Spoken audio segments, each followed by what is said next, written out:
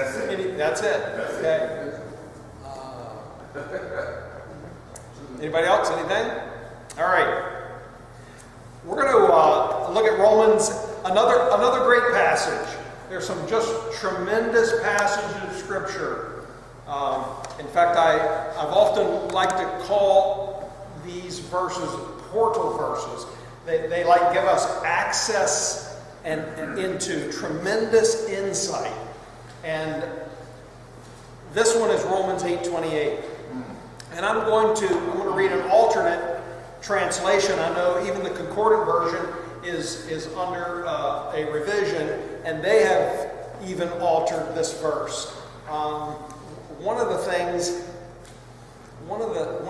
that's already there in the concordant version. In fact, let me see. Let me go over there myself. Romans 8:28.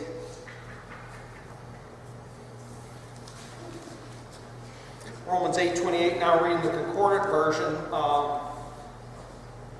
Now we are aware that God is working all together for the good of those who are loving God and who are called according to the purpose. I grew up on the King James Bible, and the King James Bible, let's see here. For we know. And I want you to see if you notice a difference here. For we know that all things are working together.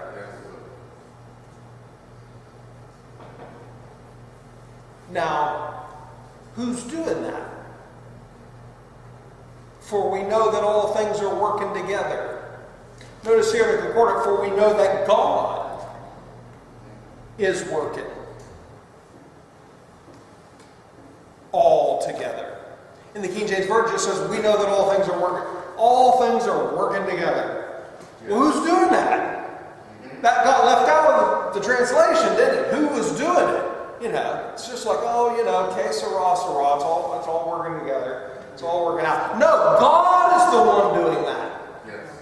God is working. The things just aren't working out. It's like... He puts it on the end, for his purpose. Where's that? They put it on the end. Yeah, they move God to the end. They move God. Yeah, and take him away from the working, It's like, that's a little comfort. You say, oh, you know what? It's going to all work out. Well, what's the confidence in that? The confidence is that it's God who's doing that. But here's the question. Now we are aware that God is working all together for good.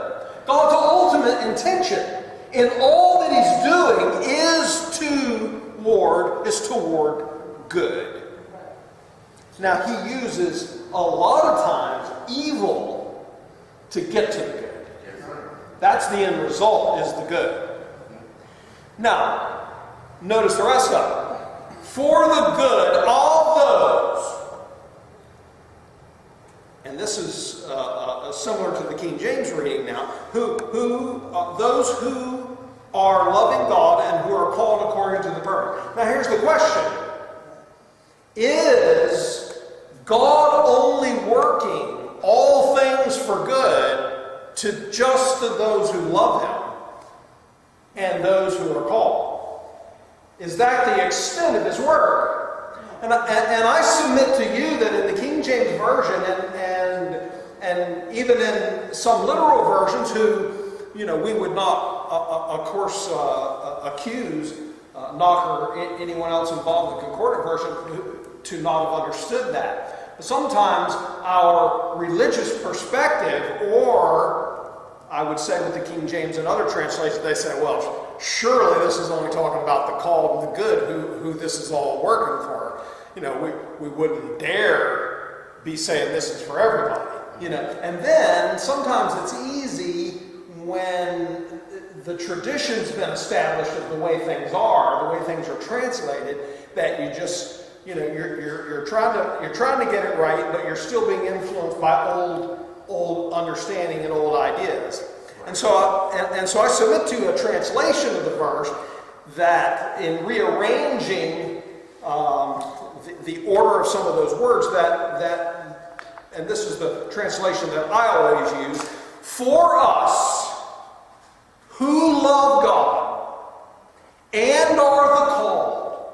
according to his purpose, there is an awareness that God is working all together for good.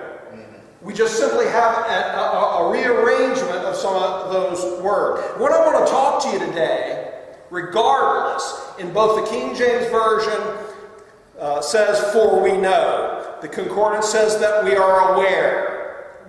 And I want to talk to you about some divine knowledge, or some divine, I'm going to title this talk today, "The Divine Awareness."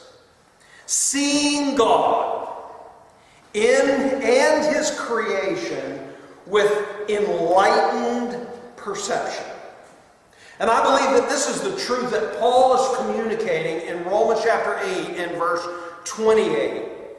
That those of us who love God, and those of us who've been called, that are a part of the call, the outcall, the ecclesia, that God grants us a divine awareness to see beyond what you see with your eyes, to see beyond circumstances, to see beyond the conditions that lay around us, and see God's hand in everything. God is working all. We learned that from our first session. The divine cycle. All comes out of God. All is operating through God. All is going right back to God, for whom He is the one for whom He created all these things for His own pleasure and enjoyment. We read in Ephesians chapter 1 and verse 11, the one who is operating all in accord with the counsel of His own will. God is operating everything. We talked in our last lesson using three words, two Hebrew and one Greek word that describes God for us. We saw God as the Elohim. He's the originator. We saw God as the Theos. He's the placer. Everything originates from Him. Everything has been placed exactly where it belongs in His creation.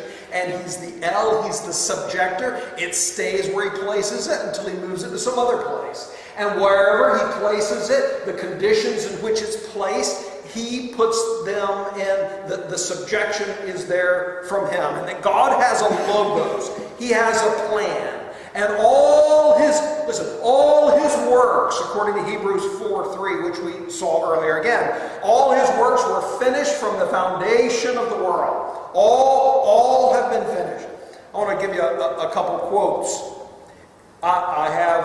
There's some quotes that I read regularly, and they really speak to me. And they tell me something about the men that made them. John Essex, and he made this quote about 50 years ago. And my heart, I obviously never met John Essex. I could have. He died in 1991, born in 1907. I could have met him, possibly. I mean, he was in England, but I never did. But I feel a kinship to him in his writings. And he says this: God is the captain of the ship of the universe, and all of His creatures are its passengers. I like that. That's a wonderful verse. Now we go back about 150 years ago, and we meet another man that I feel a bond to, and his name is Arthur P. Adams. And he said, "I would not abate one hair's breadth of God's supremacy, let the consequences be what they may."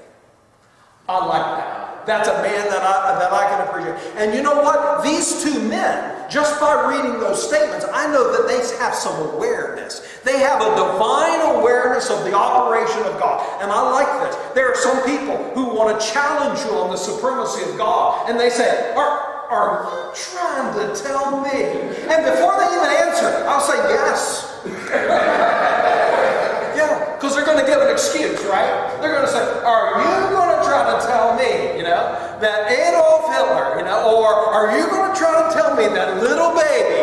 And whatever their excuse is that something slipped by the sovereignty of God, and that it didn't come out of God, and it's not going through God, and it's not going to God, and that God is not ultimately going to use that for His glory and for His creatures' good, I know that whatever that is, I'm going to say yes to. They're going to say, are you trying to tell me? Yes, that's what I'm trying to tell you. I'm trying to tell you that God is large and in charge.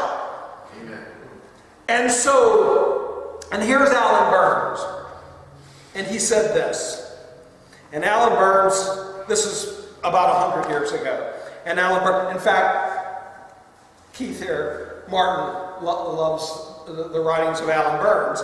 And he said this, God is the God of certainty and not of chance. He has made up His mind, and the ages are working out His plan. God made up His mind, and the ages are just working out. You know what that is? That's the Logos. In the beginning was the Logos, and the Logos was with God, and with God, and the Logos was God. This is God's plan. And one day, the ultimate plan of God came, and the Logos was made flesh and dwelt among us. Jesus Christ, that ultimate blueprint, fulfillment of that blueprint of God. Now, I'm going to talk to you about the things that God is operating. Well, we know it's all, right? But let's just make sure we really do know it's all. First of all, God's operating nature. Daniel 2, I'm just going to read you really quickly some verses. Daniel 2:21. He changes the times and the seasons. Psalm 148:8. Hail, fire, snow, vapor, stormy wind, fulfilling His word. He speaks and it's so.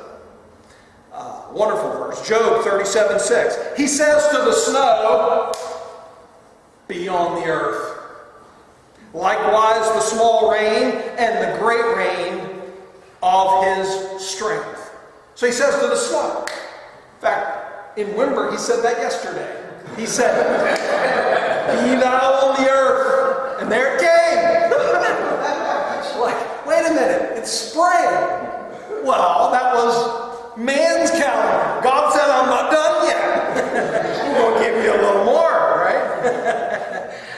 Job 12 and verse 15 says, He withholds the waters, and they dry up. Also, He sends them out, and they return to the earth. Job 37:10, by the breath of God, frost is given. You know, you get up in the morning, and I look out the window. This happened just yesterday morning again. I look out the window from a two-story window of the house. I could look on the first-story part, and there's frost all over the roof, right? Yeah. It's like, wow, God was breathing last night. The breath of God, right? By the breath of God, frost is given. Look at there, He blew over here on the house. Psalm 135, 6 and 7. He makes clouds to rise from the ends of the earth, and He sends lightning with the rain and brings the wind out of His storehouses. Wow, He's got like warehouses where He keeps lightning and all kinds of cool stuff. And He sends it out when He's ready. Okay? You know, very, very literary ways to describe that God is in charge of nature.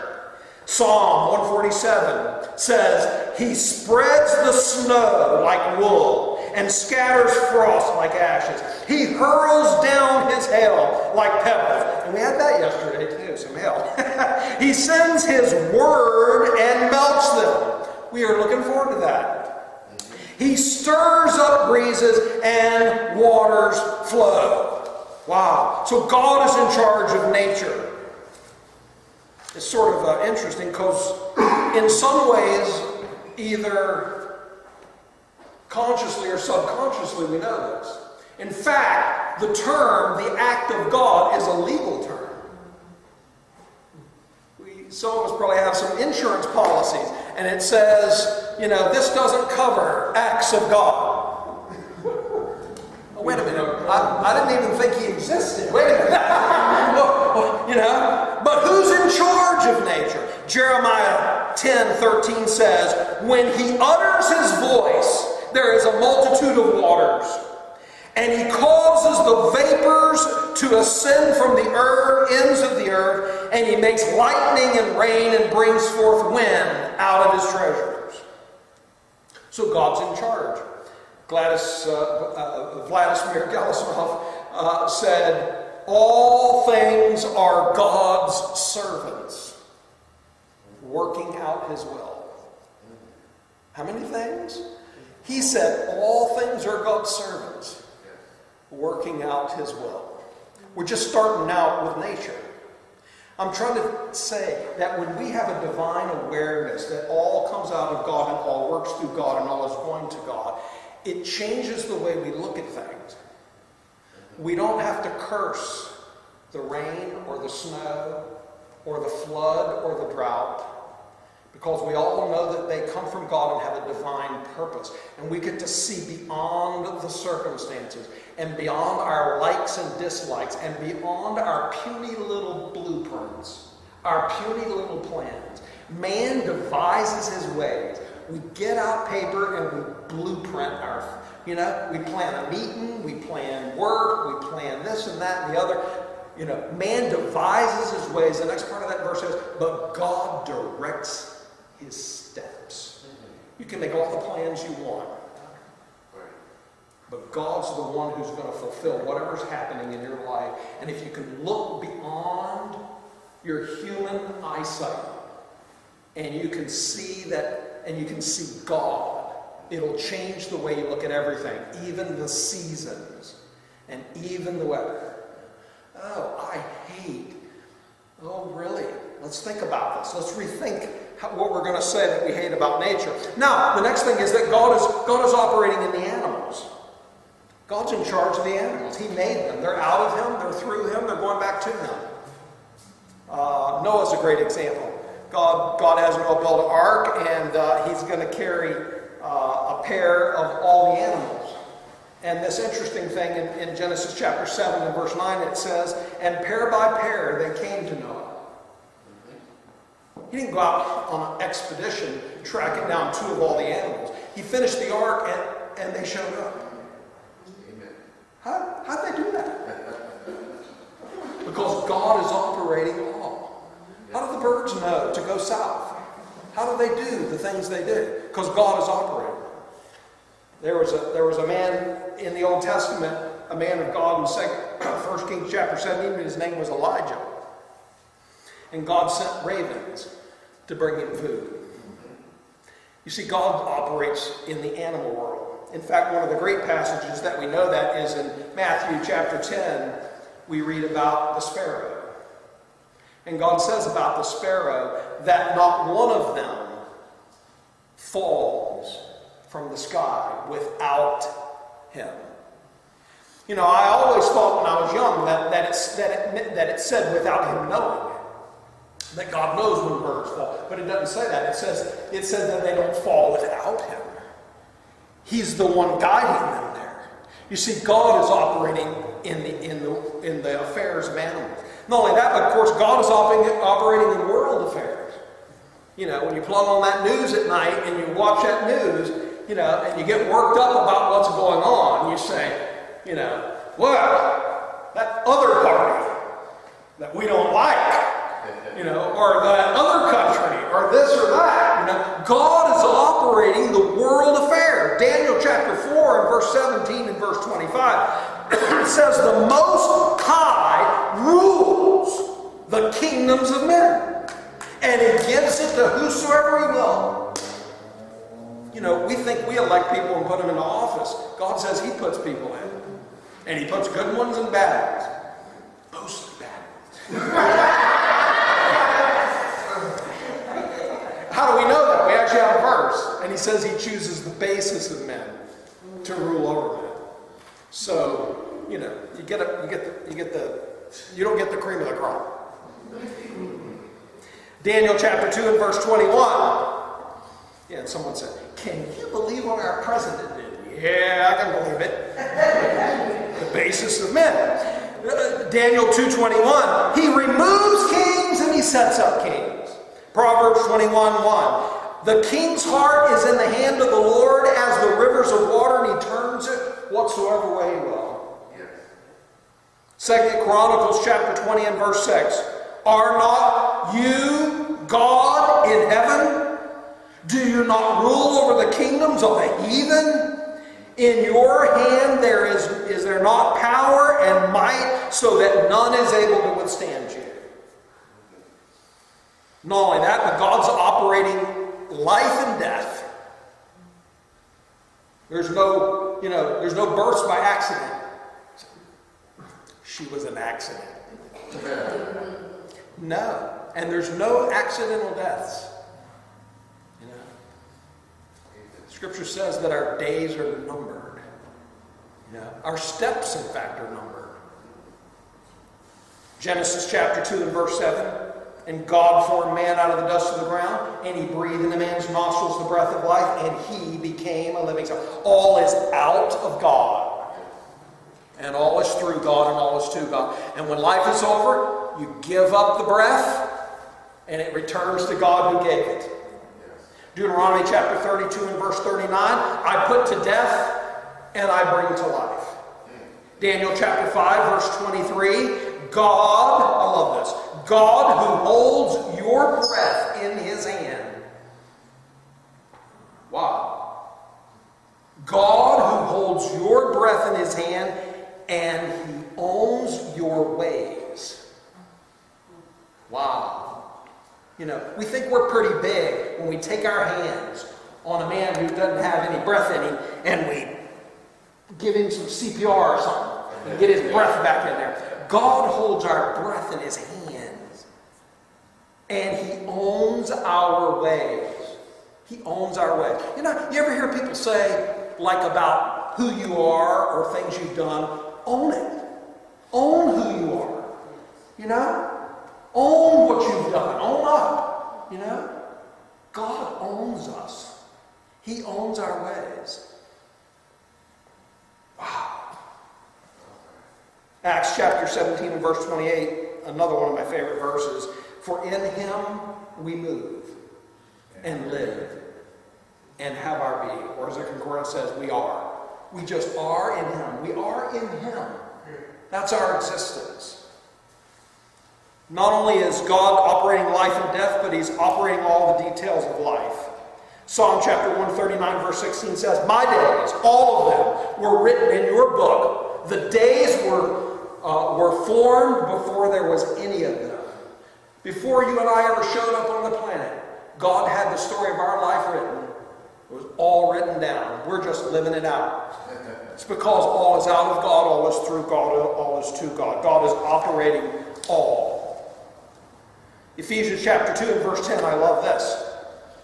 For we are his achievement, created in Christ Jesus. We're his achievement. Christianity, I think, likes to think we're our own achievement. I believed, I went to the altar, I did this.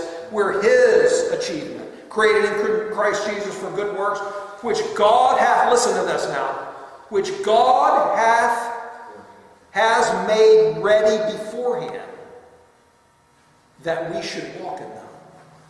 God's made ready good works beforehand that we should walk in them. Listen, I want to read you a couple translations of that. Here's Moffat. Listen to what Moffat said. Which are prepared beforehand by God as our sphere of action. Or maybe even better, William says, which he beforehand planned for us to do. Do you know God's already got it planned all out? All that we're going to do. Proverbs 16:9. Man's heart devises his ways, but Yahweh establishes steps. Jeremiah 10:23. O Lord, I know that the way of man is not in himself. The way of man is not in himself. And I love this last part. Listen to this. The way of man is not in himself. I got to get there. And it is not in man to direct his steps. It's actually the next verse that I was shooting for. Proverbs 20 and verse 24. Man's goings are of the Lord. How understand his own way. You ever experience that? You know, you think sometimes in your life, what is going on in my life? You know, and you look back and you say, man, I'm 60 years old. I would have never dreamed I'd be at this spot. Because you don't know what's going on. Because you're living what God wrote. God is operating all. Here's another thing. You know what? God's operating chance. Now here's Proverbs 16:33 says, the lot is cast into the lap, but the whole disposing thereof is from Yahweh.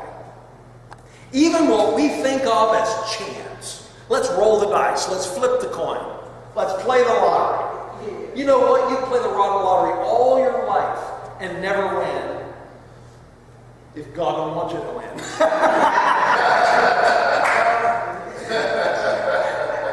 Because it's even what appears to be chance. Now, here's another thing. Let's say it this way. God is operating accidents. Now we're going to get technical here. In Exodus chapter 21 and verse 12 and 13, God explains to us if someone's been killed.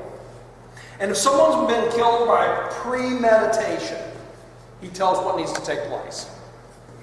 But if someone kills someone by accident, welcome back. Our viewers left.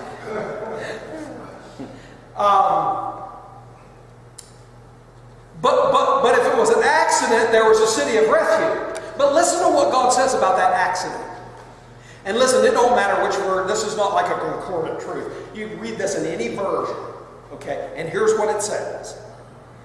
It says about the person who killed somebody by an accident. He says, the one, Elohim, he hath fated him into his hands. So when it talks about someone, if you killed someone premeditated, what happens? But if God fates a man into your hands, then you can go to the city of refuge. Fates someone, that's the King James Version. But if you'll read all the other versions, it all shows that if God caused you to take this person life. Now I want to tell you what, this could be a great truth. I often thought one of the hard things in life must be to have accidentally killed someone. I always thought that would be a tremendous burden. And it wasn't a car wreck or whatever way, that something you didn't plan it, you didn't get up that morning and think, you know what? There is somebody I'm going to get today. You know, you're just going about your business and someone loses their life. And it's a great comfort, let me tell you, if you know it wasn't an accident, that God designed it to happen. You want to talk about peace. You want to talk about the problems in life. Listen, all peace ultimately comes by knowing God's in charge of everything. By the way, even disobedience. God's operating disobedience, ultimately for good. Another great example, Samson. Samson, he looked over at a Philistine woman. And he went,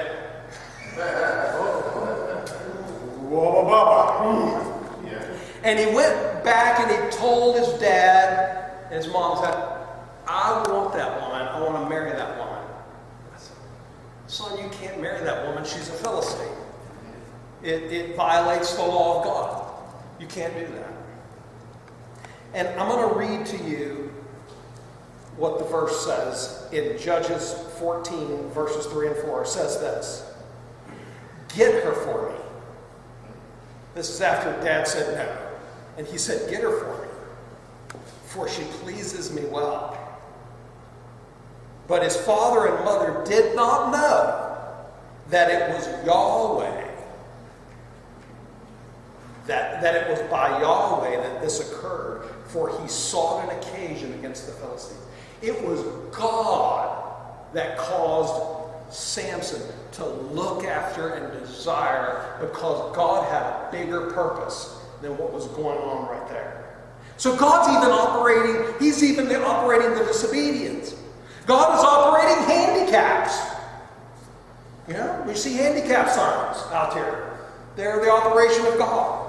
Because we read in Exodus chapter 4 and verse 11, who has made man's mouth? Or who has made the dumb, or the deaf, or the seeing, or the blind? Have not I, Yahweh? God does it all. It's all out of God. God is operating evil. Isaiah 45:7. I think most of us know this one, right? I make peace and create evil. I, the Lord, do all these things. But why? Why does he do these? Because he has a grander plan. In fact, this is a great one. Ecclesiastes 7 verses 13 to 14 says, in a day of good. You ever have a good day? Yeah. I like those. You know, we could use a few more, so we think. In a day of good, be resting in the good. A really good day. You get down to the end of a good day, you have a meal, you get in the easy chair, you know? And like Ecclesiastes says, then you rest in the good day. The next verse says, and in the day of evil, be vigilant. Oh boy. Now the garbage disposal is broken again. We got to be vigilant. Not an easy chair anymore. Yeah. And then, now, you got to get this next part. Indeed, the one Elohim has made the one along with the other. He made the good day, and he made the bad day, the evil day. Wow. See, this will change the way when you get to the end of the day.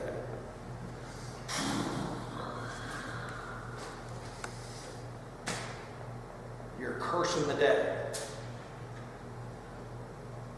But you soon learn that you're cursing God because he brought both days. Divine awareness. We know that God is working all together for good. A.P. Adams again. God is man's proprietor, and surely he will make the best use of his property. This is where faith comes into play, is to know that there is a sequel in the middle of evil, in the middle of handicaps, in the middle of accidents, in the middle of disobedience. In the middle of the evil, there is a sequel of God that is coming. And that sequel is blessedness. That sequel is joy. It's 1 Corinthians chapter 10 and verse 13. No trial has taken you except what is human. Now faithful is God, who will not be leaving you to be tried above which you are able, but together with the trial will be making the sequel also, to enable you to undergo it. You know, if you watched a really bad movie, and I say bad, it just seemed like it was going the wrong way, and it wasn't the end. And then a sequel comes out of the movie, where all the loose ends are tied, and all the wrongs are righted. And you know what? There's a sequel to this life. This is not all there is. And the sequel is going to be that the best is yet to come. It's going to be glorious. Because, listen to this, Deuteronomy 32:39, we actually quoted this a minute ago. God says, I put to death and bring to life. I wound and I heal. We see this theme repeated in the Old Testament. 1 Samuel 2:6, the Lord kills and he makes alive. He has torn and he heals. He has smitten and he will bind up. Job 5:18. He makes sore and he binds up. He wounds and his hands make whole. Psalm 90 verse 3. You turn to destruction and then say, return to me. One of my favorite verses in light of this, and a verse that I often tell people, I often quote Isaiah 61:3 to people who are in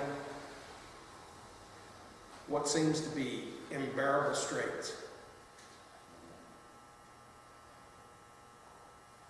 I just recently reminded a woman who lost her son, her young son,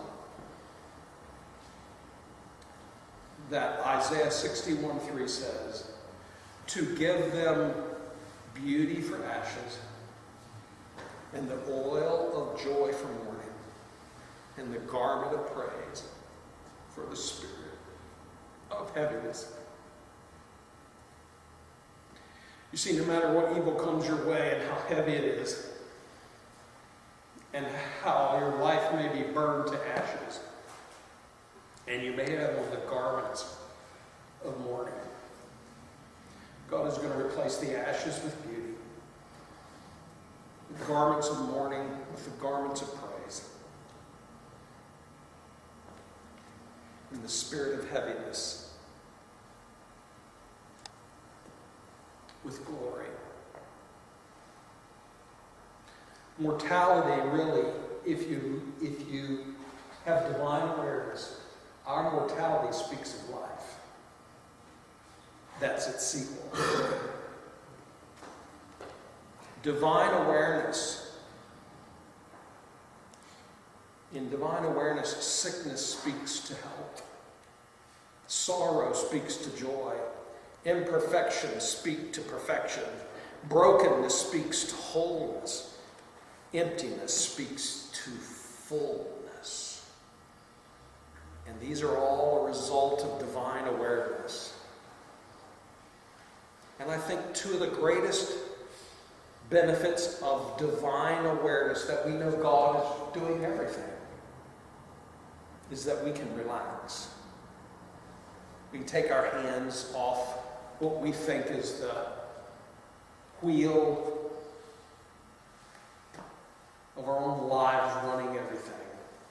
And we can do what Psalm chapter 46 verse 10 says. It says relax. King James says be still and know that I am God. The Concordant version says relax. That word there actually means slacken, to loosen up. Not just to be still, but to let go and know that I am God. One of the greatest things in our lives will be that we realize we're not God. And we're not in charge. And it's not all up to us. Forget the all. It's not up to us. I just heard myself. It's not all up to us. Well, and some of it is. No. It's not up to us. No wonder Isaiah 26:3 says, you will keep him in perfect peace whose mind is stayed on you. That's divine awareness. We just keep our mind on him. Wow. I'm going to give you a few more quotes here. R.J. Miller says, we have found the great secret of peace. He said we found it when we learn to see the hand of God in everything.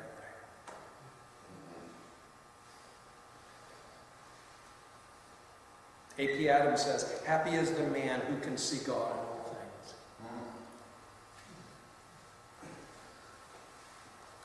And better yet, from the 1700s, William Cowper from the 1700s said this, happy is the man who sees God employed in all the good and the ills that checker life.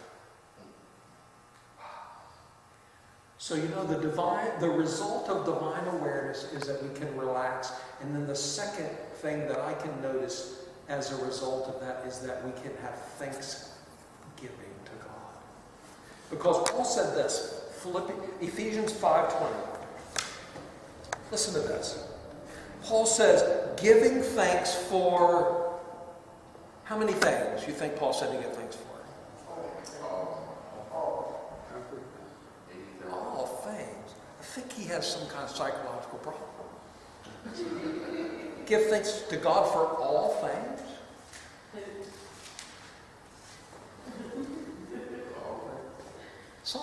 He needs to go to a psychologist or a psychiatrist or something. He thinks you should thank God for everything. The good and the bad. You know why Paul could say that? He had divine awareness.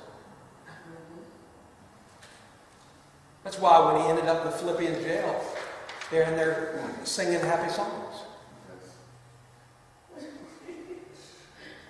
What is wrong with you guys? Ever anybody in jail here like this? What's up with you? One of my favorite quotes on this line, I have it hanging in my office so that I can read it ever so frequently. Now this is even older. This is the 1600s by Thomas Watson. And he said this: I was going to complain, and then I remembered that he is the source of all things, even my disappointments. How invincible is his love. I was going to complain, and then I remembered he's the source of all things. Paul's the great example of that. Paul didn't just tell us that we should give thanks in all things. Or, excuse me, not in all things. He did say that in the earlier epistle, to give thanks in all things. That's sort of easy. In all things, give thanks. Like you're in a bad thing, and then you can think outside of that and thank God for something good way out somewhere else. But then he said, thank God for all things.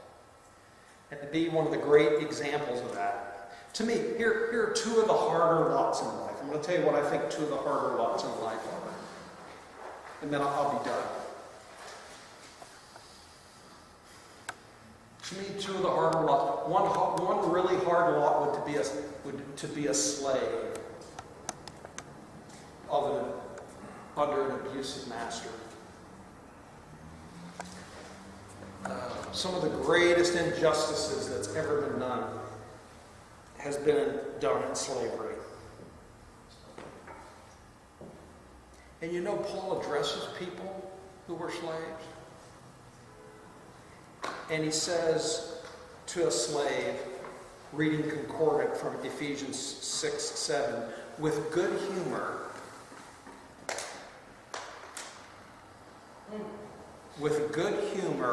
slaving as unto the Lord, and not unto men. Wow. How could a slave with good humor do it for God?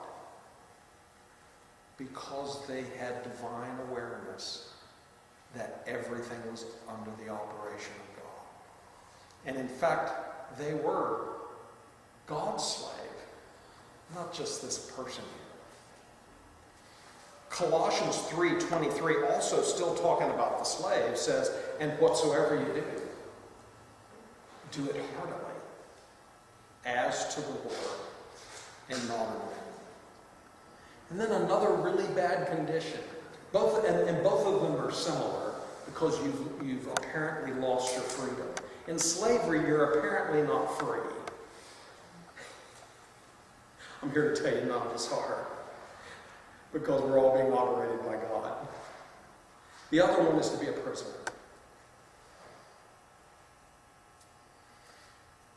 I have a dear friend who's been a prisoner for over 20 years. We used to know him when we were younger, obviously. And it's a hard place to be. But you know what? Paul was a prisoner. And I'm going to read you Ephesians 3:1 and then be done. I, Paul, the prisoner of Rome. Is that what he said? Let me ask you, was he the prisoner of Rome? Did Roman guards watch him?